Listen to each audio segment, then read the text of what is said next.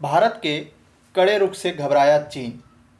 China ने नहीं सोचा था कि भारत इतना सख्त कदम उठाएगा। आखिर भारत ने ऐसा क्या कदम उठाया जिससे कि चाइना जो है घबरा गया है, जानते हैं इस वीडियो में। हाल ही में पिछले कुछ दिनों से भारतीय सीमा के कुछ बिंदुओं पर भारतीय सेना और चाइनीज़ आर्मी के बीच सीधे सीधे झड़प की खबरें सामने आईं। सितंबर 2017 से ही समय समय पर भारत चाइना की सीमा पर हमें तनाव दिखाई दे रहा है, जिसे चाइना की सीमा अतिक्रमण विस्तार नीति के तहत देखा जा सकता है और भारत सरकार द्वारा इसका निरंतर आलोचना की जा रही है।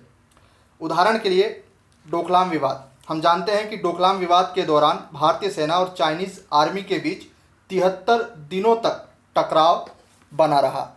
हाल ही में एक बार पुनः 5 मई 2020 को पूर्वी लद्दाख की पैगोंग झील और नाथुला दर्रा के पास फिर से भारतीय सेना के साथ चाइनीज़ आर्मी का जो है झड़प हो गया, जिसमें कि 200 सैनिक शामिल थे। ये दोनों ही इलाके और इन दोनों ही इलाकों के बीच की दूरी 1000 किलोमीटर से अधिक है और दोनों ही इलाके भारत चाइना के बीच की 3488 किलोमीटर लंबी लाइन ऑफ एक्चुअल कंट्रोल में आते हैं। इस बार की झड़प काफ़ी तेज रही, दोनों ही तरफ लात घुसे चले और 70 से अधिक चाइनीज़ आर्मी के सिपाहियों को चोट आई है। ऐसी सूचना चाइनीज़ लिबरल पार्टी के स्पोक्स पर्सन ने दी है।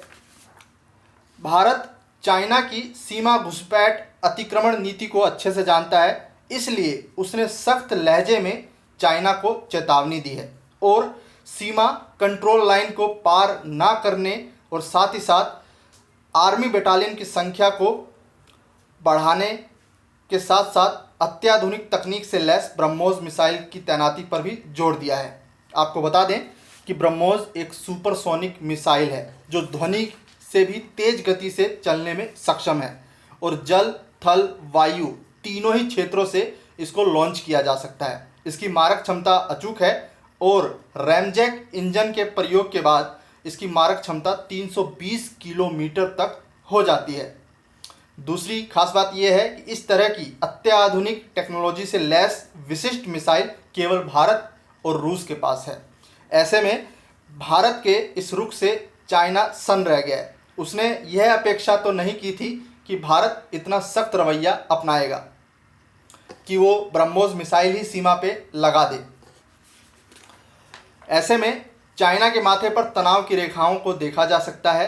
अब स्थिति यह है कि चाइना ने नरम रुख अपनाते हुए अपने सैनिकों को पीछे हटाते हुए भारत से सीमा विवाद मामले में सहयोग करने की बात कर रहा है।